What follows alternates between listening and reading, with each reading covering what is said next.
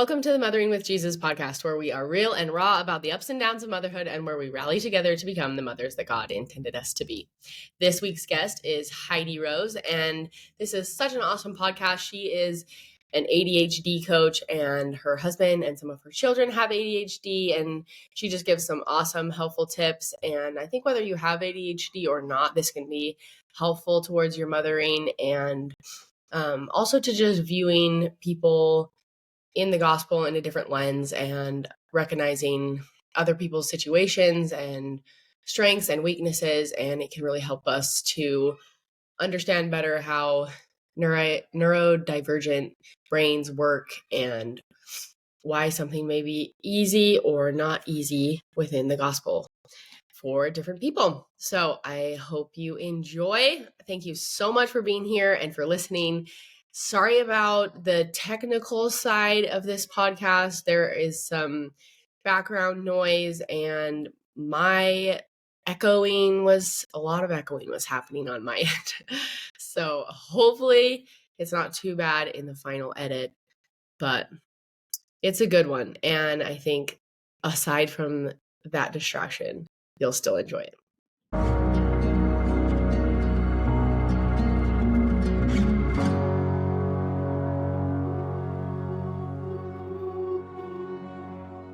Welcome, Heidi. Thank you so much for taking the time to be with us. I'm happy to be here. We're excited to learn from you. So tell us a little bit about yourself. How many children you have, where you're living. Yeah. I'm Heidi Rose. I'm California born and raised. I married my wonderful husband who I met at BYU, and we have since had jobs that took us all over the country. So Oh, cool. we actually have 6 kids, and all of them were born in a different state. So we've kind of moved around quite a bit. Just, jobs in school kind of took us all over. So, but for the last 7 years, we've been back in San Diego in California, and we just absolutely love it. So, we're just so happy to be here. So I spent 17 years as a stay-at-home mom with my kids, which I love. And then, in 2022, I decided to start a career, and I've, went and did an ADHD coaching program to become a certified coach. So that's sort of my background. I love that. That's awesome. And you had said the spread of your children is 18 down to a 1-year-old, right? Yeah, that wasn't always the plan, but God always has something different in mind for you. So we have, 18, 16, 13, 10, 7, and then a nice long gap. And then we have a 1-year-old who is, a Oh, nice cute. miraculous addition to our family. So she is just a joy. So yeah, I always say I have my feet in both ends of the pool. So Yeah, that's so sweet. it's really I love that. Okay, so tell us what led you to do the ADHD coaching. it's a good place to start. So, in 2021, I I had sort of a crazy year. We moved. My husband, we're just all recovering from the COVID situation of our lives, especially in California. Yes. And during that process, we kind of noticed some things were a little bit off in terms of how my husband was handling the work from home. And anyway, he ended up going through this process and was diagnosed with ADHD. And usually, when someone gets diagnosed with ADHD, the kids get diagnosed first, and then sometimes the parents see the things in their kids. But we kind of had the opposite experience where my husband was diagnosed, and then after that diagnosis, I was like, oh man, I see this all in my kids, several of my kids. So then I had 2 of my kids get diagnosed as well. And so then my world just kind of turned upside down, and I saw everything totally different with a different lens. And, all these things that I thought were quirky or like just unique about my husband or my kids, were sometimes just, then I realized were ADHD things. The examples is when my husband and I were dating, like he locked his keys in his car a lot, or the battery would die in his car. And I just thought, like, man, what our luck is kind of crazy. Like this keeps happening over and over again. And then, now I'm back with this new lens. And I'm like, oh, like that's what was going on there. So Oh, anyway, I fascinating. just felt this real passion, yeah, to really be there. And my purpose for getting certified as an ADHD coach was really not a career. It was really just to help my family and to be a support for them, because I just wanted that. I wanted to understand what they were going through and their experience and be able to be a support for my husband as well. And so that was my goal. And then in doing that, I just felt like, wow, this is like really good information and really good, something that's really good that could help like a lot of people. So that's sort of where Yeah. it began. Yeah. So tell us, like, I guess on that journey, your husband was obviously, you know, of, had been an adult for many years before he got diagnosed. What were some of the things that were happening that led you to that? Yeah, I'll talk a little bit about just ADHD in general and how it comes, how you can kind of spot it or see it. Yeah, Um, that'd be perfect. yeah. So ADHD, first of all, ADHD is like the title that's used. In the past, there was sort of a difference between like ADD and ADHD, and now it's just one. It's just ADHD is like that umbrella that covers both terms. Yes. So the short version is ADHD is the brain struggles to deliver dopamine in the same way a neurotypical brain would receive dopamine. So the things that bring somebody dopamine who is a neurotypical wouldn't bring the same sort of dopamine to somebody who has ADHD. So the three different, I wrote down kind of three struggles that how it comes across. And one is the reward and pleasure is really different. So like long-term goal setting is really difficult. And anything that's really needs to be consistent, like maybe chore charts or establishing schedules or routines, is really difficult for someone with ADHD. Motivation is another difficult one. So like wrapping your head around really difficult tasks like organization or homework or cleaning can be really overwhelming and difficult. And then the last one I have written is focus and attention. So it makes it hard to concentrate, remember where things like your keys and wallet are, because that attention is also connected to your working memory. So like when you drop something and you just can't remember, your brain doesn't remember that you actually dropped it. So prioritizing tasks is really difficult. So like if you have taxes that need to be filed, but also your phone is right there, it seems really exciting. Like that's what is more, that pops up as like, I have to do this now. And the ability to prioritize is really difficult.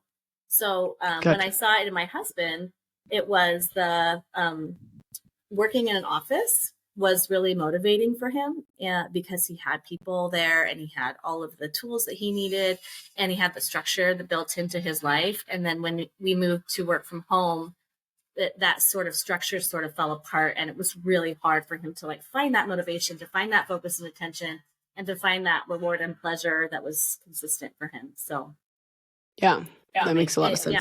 So that was the beginning of like, what's happening? What's going on here? This feels hard. So yeah. Yeah. So then did he get put on medication, or what route have you chosen to help? Explored that route and it ended up not working out for him. So he ended up just finding different tools that worked for him to help manage his ADHD, which I think is a great approach. Either approach is a great approach. So that was just his approach. Yeah. And I love that. the process of my kids getting diagnosed as well, we were able to kind of work with whatever their strengths were. And I didn't mention the strengths, and I really want to mention that as well, because there's a lot of hard things about ADHD, but it can be really wonderful too. There's insane creativity because your brain is just going constantly, like all the time. And their ability to solve problems is pretty amazing. They can come at it with this really creative energy, a really unique way that somebody maybe wouldn't think about. And they can really hyper focus, which can be a real gift. Like when you're talking to someone with ADHD, they often they have a really deep understanding of like specific topics that interest them, which is really interesting, especially if you can find, a career or something that you're passionate about. You can really kind of like go really far into that. So there's really amazing things too. Yeah, I love that. Yeah, that's so good. So I just I'll just move on to how I took this experience and kind of moved it into Latter-day Brains, if that's okay with you. Yeah, of course. Please tell us, Yeah. the connection there. Yeah. So I have this account called Latter-day Brains. It's an Instagram account. And I was sitting there one day. I had been coaching. I'd already been through the program. And I thought, all of this stuff I'm learning about ADHD just felt like so rich and so enlightening. And I thought, I wonder how ADHD plays out like in a church setting, and how it would affect someone's faith. Because it was something I never put together, even though like faith is such a big part of my life, and like I'm thinking about it all the time. Yeah. I just had never put those two together. And so as soon as I sat down, it was like a door like opened up in my brain, and I was like, oh my goodness, and I couldn't stop thinking about it. And I started making a list, and I'm like, okay, what are the things that would be hard for someone who has ADHD? And my list just got like so long. And it was like, well, no wonder church would be hard for someone with ADHD. And like, how can we help this? And I remember I just sat like for hours one night, and my husband walked in, and I was like, I got to start something. And he's like, what's going on? And I was like, the church and ADHD, like we have to address this. I feel like I'm suited to do this. And I felt really strongly about it. And I as I was making this list, I'll use an example. So imagine that you're going to church as a child, and the first time you hear about fasting, like how to have a proper fast. You fast 2 meals, you have someone or something in mind that you want to fast for, you focus your thoughts on Christ. But you have this brain that's like impulsive, struggles to focus, you have a hard time with memory. And then it's like, might seem like really hard. Um, but so maybe you're just like, oh, I'll try it, but maybe it doesn't work out. And then you try it again and it doesn't work out. And so maybe after a couple times, you're just like, you know what? Fasting's too hard. It's not for me. And you just decide, I'm not gonna try fasting anymore. Like I've already given it a shot. It just doesn't work for me. And then like that same thing happens again with scripture study. And you're like, you know what? I can't focus. The words make no sense. I forget to read consistently anyway. And so I'm not going to do that either. And when that happens, like over and over again with different parts of the gospel, then, you get to a point where you kind of feel like a worthless person. Like I can't do any of the things that people are asking me to do. And there's this statistic. William Dodson is like an ADHD expert, and he said by age 12, kids with ADHD have heard 20,000 more negative comments than their neurotypical peers. So you put that, you pair that, it's a really sad statistic. So if you pair that together with your experience in a church where you just feel like, I can't get a grapple on it, I can't get ahead, or I can't make the headway that in the way that they want me to, or that I want to. It's just a sad recipe for low self-worth and failure and a lack of connection and foundation in the gospel. So, and I do want to reiterate that this isn't everyone's experience. There's certainly plenty of people who have ADHD in the church who have a really rich, lovely experience. But I think it happens enough times that it's certainly worth exploring. My husband says that sometimes when he walks out of church, it feels like a long to-do list of things that he's just never going to accomplish. And it's just, I can see that. Like, it's very overwhelming. I don't know if you've ever been to like a first day of college class where they go through like the whole syllabus in one class, and you're just like, this is just so much. But to like imagine like hearing that like on a weekly basis at church. So anyway, my approach on this was really taking into consideration the black and white thinking that can often happen with ADHD, because that example that I use, like in fasting, if you come and say like, oh, I can't do a proper fast, so you know what, it's just not for me. Like I'm just going to move on from it. But if you kind of can shift away from that, like perfect or nothing or all or nothing thinking, then maybe we can find a way that it'll work for you. Or maybe you can use the strengths in the way that your brain works in a way that makes things really rich. So I just really felt like I wanted to help these members of the church engage in the gospel in a way that works with their brain instead of like always fighting against it. Like the example I've heard is like, instead of it being like an on and off switch, like the example, like fasting or not fasting, having it be like a dimmer, like let's find that dimmer switch for you.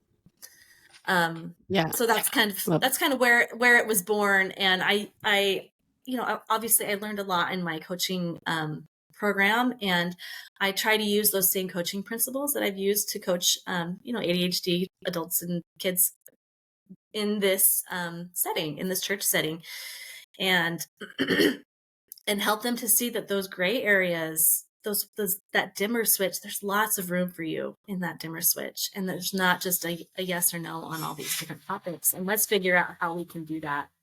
So like fasting, I'm just using that as an example because that was one that was top of mind. So how can you make your fast more meaningful? Can you fast something else besides food, that if food doesn't work for you? Like maybe you take medication and you can't fast. Or can you fast one meal to show God that you're like willing to give, something, or that you're trying? Or can you be kind to yourself if fasting doesn't go exactly as planned? So there's a lot of questions and a lot of ways that you can explore these things if you want to do them. If you're really like, I really want to feel close to God, but I just don't know how, or I just don't know how to do this with the way my brain works. So that's kind of the approach I've been taking in the Instagram, and honestly, it's made me such a better parent because it's the approach I can take with my own kids if they're struggling with something in or out of the church. I can use these different strategies to help them have tools for themselves, so that as they move on in life, that they can use those same strategies for themselves. Yeah, for sure. I think that black and white thinking can be so detrimental to people with or without ADHD because so many of us just have a tendency to think that way and to be perfectionists. And I think that, like, if we're thinking of the gospel in that way and we're seeing it as this huge to-do list, then like we're totally missing the point of the gospel. Like that is not how God wants us to leave church feeling each week.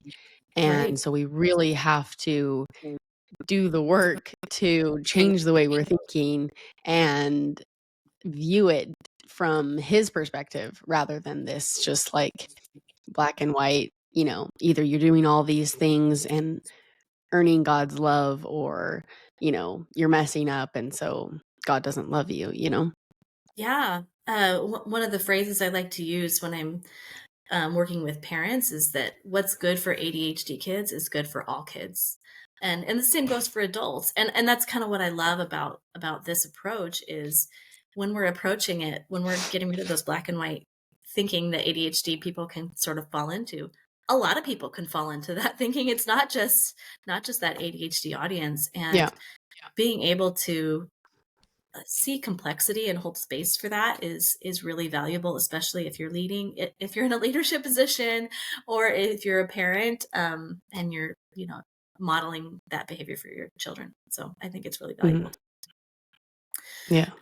I wrote down a couple of approaches. If you don't mind, I can go through them. But I was just gonna ask, give us some tools, give us some things that you've seen like be successful across the board. Yeah. So there's really two approaches I take, and one is internal, which is kind of changing you from the inside, and one is external, which is like, externally changing your circumstances. So internal changing is like reframing. So like I'll just use fasting again because that's kind of what we're using all the way through. Like, okay, how can I change the way I think about fasting? Instead of thinking of it like, what a drudgery, like every Saturday night before Fast Sunday that you're just like, oh, I just really don't want to do this. How can you think like, okay, what's valuable to me about this? Or who am I helping? Like, who am I thinking about in this fast that can really help push me through that? Another one is like shedding negative stories. So anything that negative that you've attached to that fast, like, maybe the story you're telling yourself is like, I'm not good at fasting. And so maybe that's something like, hey, I'm working at fasting, like even those words, because just like the talk from General Conference, like words matter. So the words that we tell ourselves matter. Building Love that. confidence. Building confidence is another one where you're just taking small steps. So instead of trying to do the whole perfect fast, you just do a small fast. Like maybe you fast for 2 hours, or maybe you just fast during church and start there, and then feel confident in that before you start building on it. And then another one, which is easier said than done, but it's forgiving your past. It's saying, like, you know what? I did the best with what I could at the time, what I knew. And it's okay. It's okay that I haven't fasted up to now, or, it's okay that I maybe haven't read the Book of Mormon all the way through. Like, it's okay. I'm a new person now, and I can just move forward with where I'm at. And that's okay. Love that. So Mhm. those are the internal ones, like the ways that we can change the way we look at things. And then the external I thing. love that. And I think God can help us so much to do that, because like when we take the time to stop and think of things from his perspective, when we think celestial, like the prophet has asked us to, that Mhm. it really helps us to view ourselves and where we're at with so much more grace. Yeah, and with this 1-year-old daughter that I have, I often look at her and think, how how am I speaking to her with, like, such love and such, like, care and devotion and encouragement, and, can't speak to myself in that way. And it's the Yeah. same with God. Like, God wants us. God looks at us like these infants, like these lovely, wonderful human beings, and, we can certainly be kinder to ourselves in that way. Mhm. The next part of this is the external part. So these are the tools and strategies. So a tool for this would be like, okay, I really struggle with remembering to fast. So I'm going to make it top of mind. I'm going to write it really big on a whiteboard. Like, don't forget that it's Fast Sunday. Or I'm going to ask my parents, like, hey, can you help remind me when it's Fast Sunday? Because this is important to me and I want to do it. Or Mhm. maybe you set an alarm on your phone to say, like, don't forget that it's Fast Sunday. Or maybe you put a big sign on the fridge, it's like, don't forget, don't eat the food, it's Fast Sunday. Like, whatever the thing is that helps you to overcome this thing that you struggle with, if that's memory or impulsivity. So sometimes it's like I just like instinctively like grab a snack without even thinking. So okay, so maybe I need to figure out where those snacks need to go in a way that's going to help me remember not to do it. Like, um, Yeah.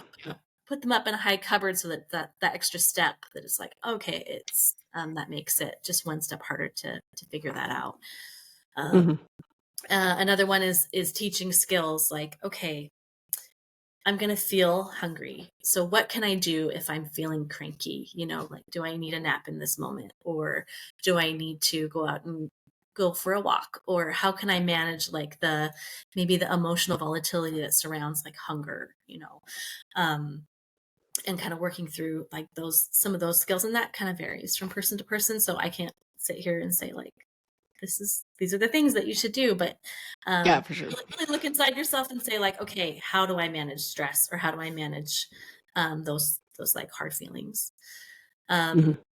Encouraging creativity, like, okay, what's a super creative solution that I can use to come at this?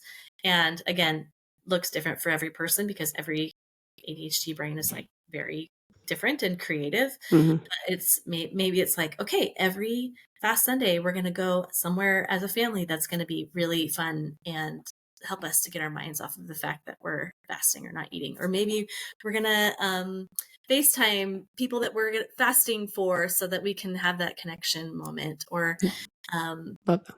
anyway, those are just a couple of ideas. And then the last one is leveraging strengths. So my family is very musical, so we could come up with a way that we all can play a song together, or maybe music helps us to get our minds off of the difficulties of that. Or maybe we choose music that helps us think about God in that way. And again, like everyone has different strengths, so just using those strengths in a way that can push you forward. So those are Yeah. those are some of the tools and strategies that I as a coach would use, and that I try and have shifted over into the Instagram that I run to help as a resource, really.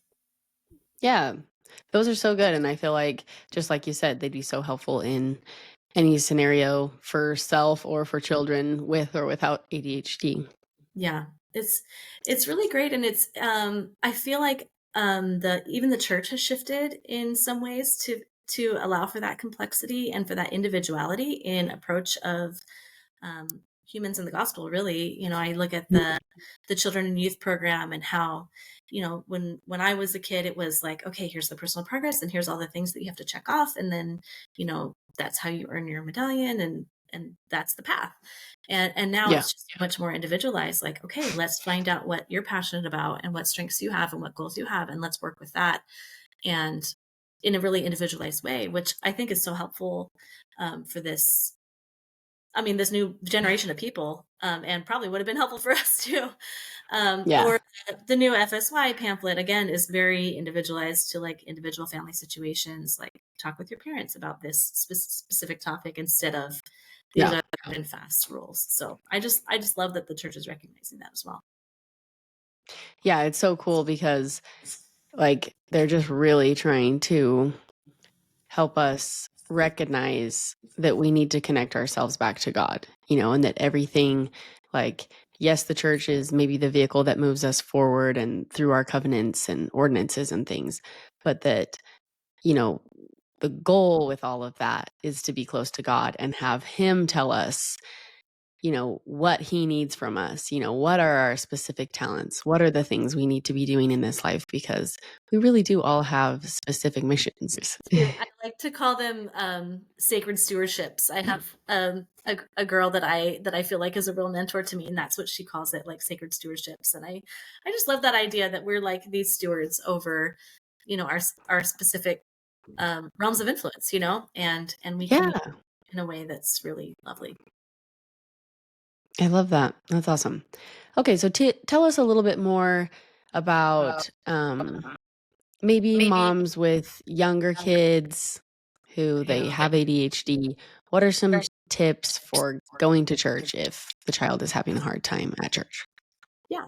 Um, so we'll start like young, like maybe primary age, because that's Yeah. about the age that you could probably notice, because I think all toddlers might seem like they have ADHD because they're just all crazy. But, um, Good point. but let's say you're at church and um, they can't sit still in sacrament, for example, and it's like, okay, how can we figure out how to make this work for our family?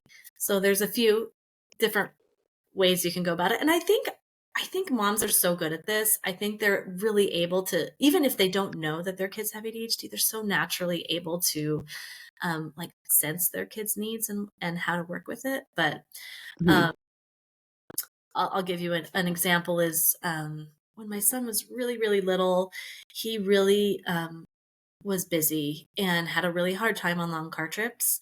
And so he was just learning to write. And so I would like bring him a notebook in the car, and I would just call out letters to him and have him, okay, write an A, okay, write a B, write a C. And he was so excited to learn that this was like really fun for him. And so Mhm. same approach can be used in church. Like, whatever they're very excited about at the moment, if it's helicopters, if it's um, uh, fast cars, if it's unicorns, like whatever that thing is, how can you bring that passion point to something in a like maybe a more church appropriate way? Like, is that unicorn stickers or a unicorn notebook or something that's going to keep their attention for a long time? Um, Mhm. because they're so passionate about it. Um, Another thing is to also understand, like, you know what, maybe sitting for 50 minutes is maybe too hard for my son. And so let's maybe practice and let's just see if we can get through the sacrament. And then maybe we go out into the foyer and just sort of, you know, let them let sort of get their energy out. And then next week, let's try it and see if we can just get like 5 minutes longer.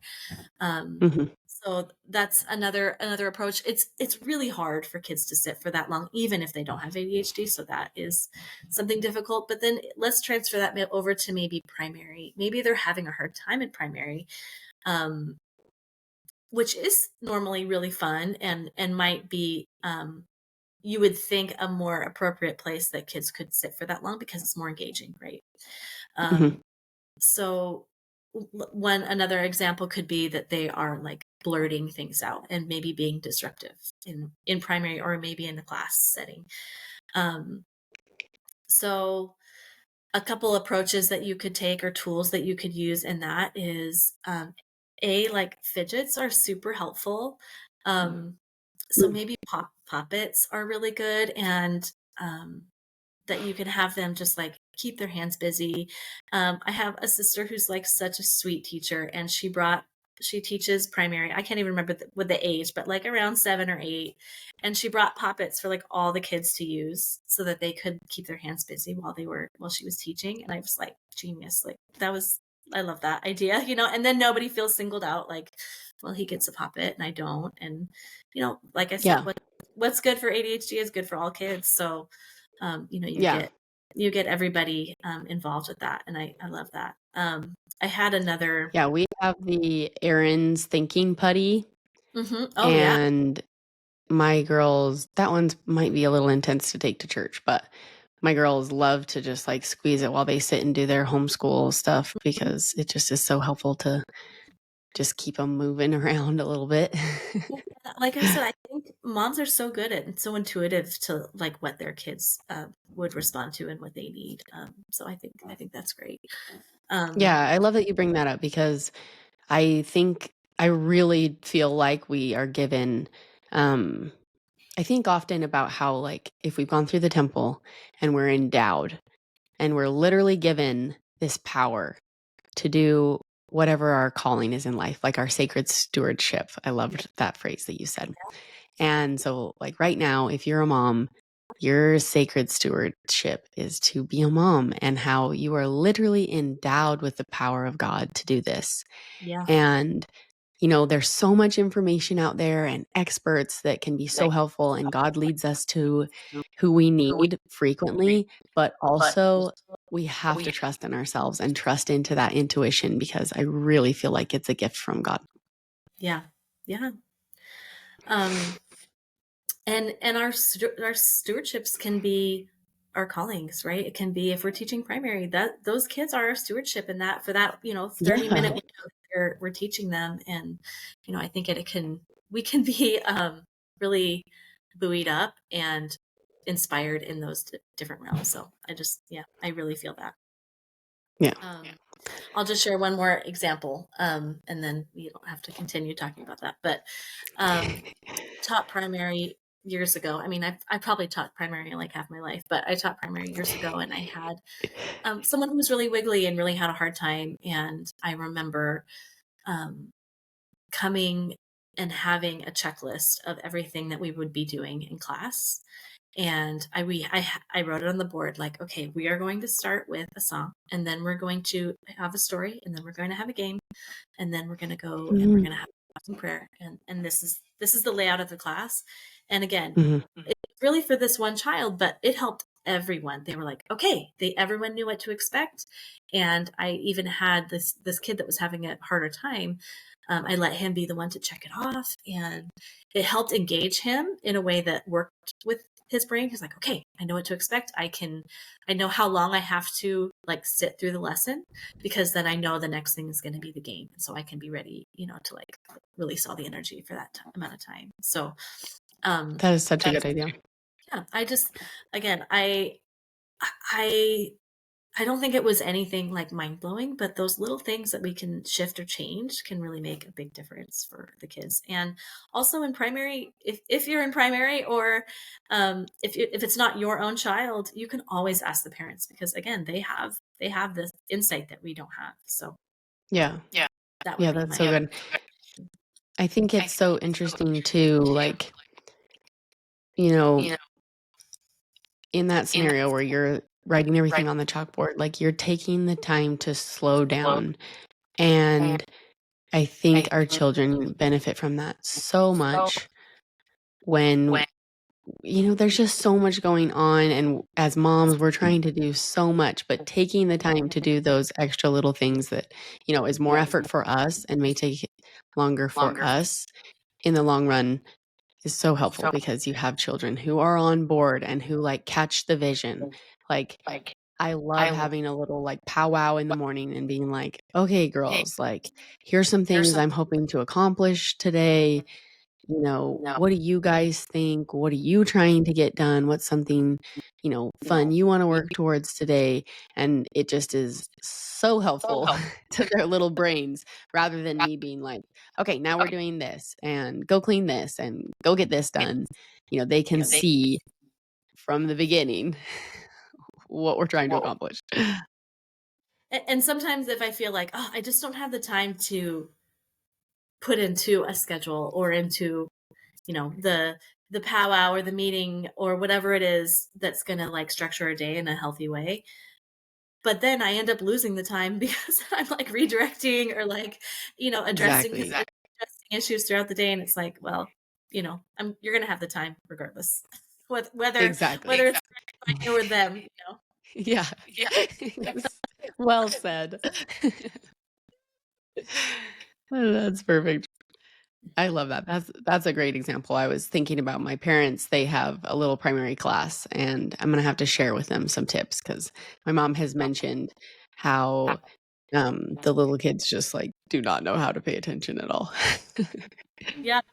Little ones are really, really tough. And with ADHD, you have this the kids that show up hyperactive, you know, that are like jumping stairs and climbing walls and turning the lights on and off.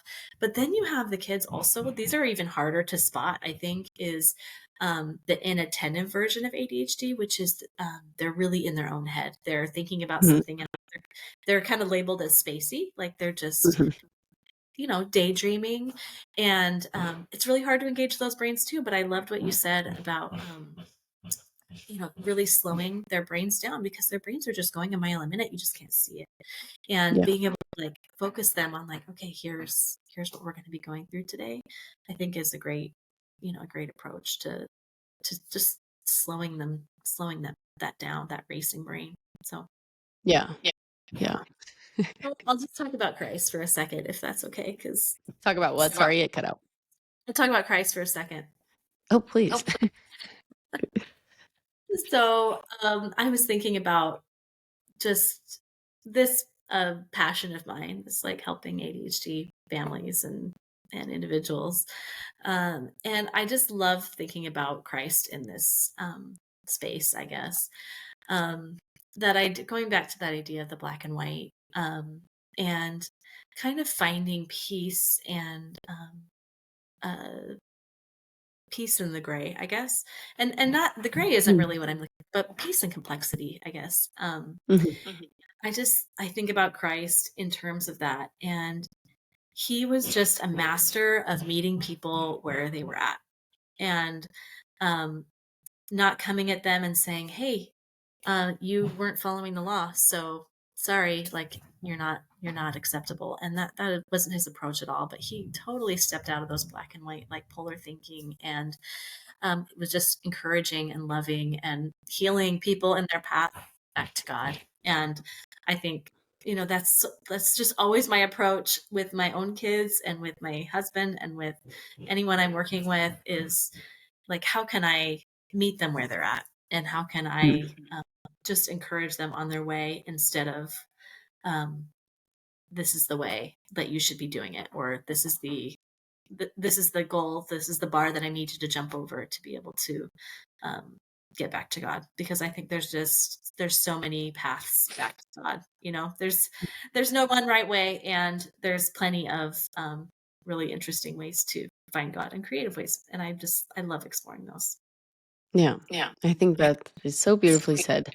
And I love the phrase peace in complexities, that Christ can give us that peace in complex situations. And, you know, some people call it like the messy middle when you're still trying to figure out things or solve a problem, that you really can feel the peace of Christ. And so tell us a little bit what your journey has been like with having your husband have ADHD and some of your children have ADHD. How has Christ given you peace through, you know, difficult times? Yeah. Well, The scripture that I always come back to, I'll just share it, but First Nephi 17:2. I'll read it really quickly, but it just says, "And so great were the blessings of the Lord upon us. And while we did live upon raw meat in the wilderness, our women did give plenty of suck for their children, and were strong, yea, even like unto the men, and they began to bear their journeyings without murmurings." And Mhm. our life on earth is not meant to be easy. We're meant to be here to learn and to grow, and we can't do that without difficulty. And Yeah. the reason I love this so much is A, it talks about women and mothers, but at this point in the scriptures, they're like living in a tent. They've left all their home and all their family behind. They're says they're eating raw meat in the wilderness and birthing babies, and it's probably like not what they thought their life would look like. And they're Yeah.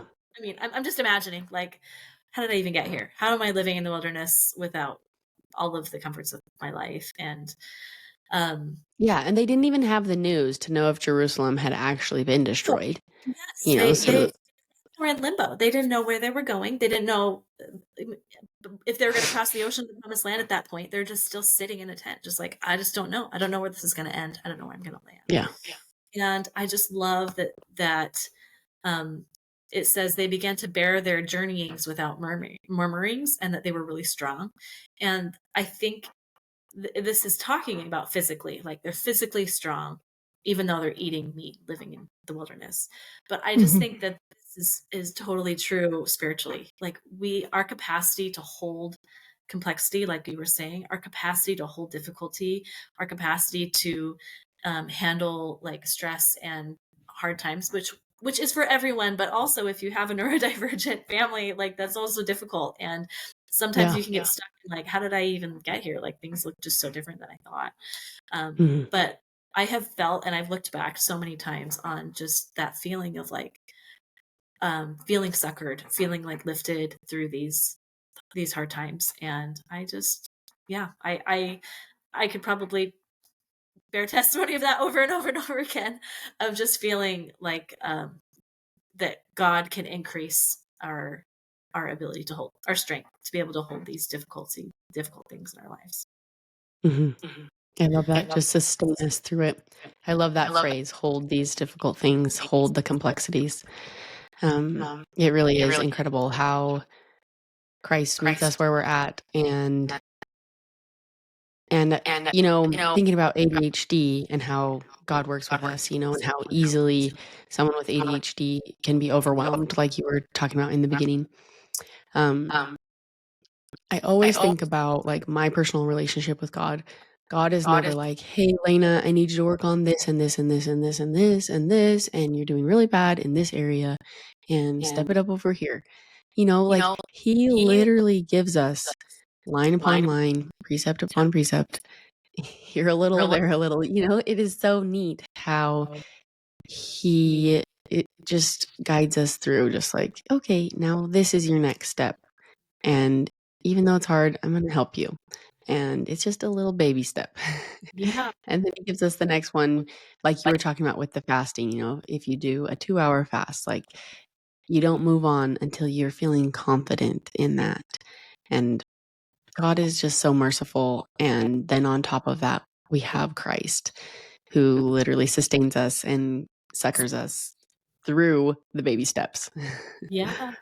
I'm just coming out of the fog of like sleeplessness because of having a baby, that that part of my life. And Yes. I always think like if only I knew like how long I would not be sleeping, then I think I could like wrap my head around it. But that's not really how God works. Like he doesn't just say like, "Hey, Yeah. I'm gonna need you to just like, give a year of like not sleeping, and then it'll be fine." It's just like maybe it'll be 3 months of not sleeping, but I just need to get through today. Like if I just try to break it down and just focus on like, okay, God, just can you just please help me have enough energy to do the things that I need to do today? Then I Yeah. can about, I don't need to think about this whole year of not sleeping. And I think God, I even think of the one step enough for me, from the line from Mhm. why am I blanking on the name? Kindly light. County Light, yeah. Like, okay, I just need to see like this next step, and I need your help to get me there. And I think that's how he works. And that's probably better for us because sometimes if we saw Yeah, too much, I think we'd be like, oh my gosh, that's so much. But when we do it with simple, exactly. it's not overwhelming. Yeah, it would be so overwhelming. Well, thank you so much for taking the time to share with us. That was all insightful. I loved hearing your tips and tricks to help our children and maybe ourselves. And like I said, I really think a lot of this is pertinent to people with or without ADHD. So I think that's so awesome. Yeah, I agree. I just think there's so much value in seeing others and knowing that there are difficulties and also using those tools and tips to like really look at yourself and like how can this affect me and how can this change me for the better? Yeah, Yeah. so beautiful.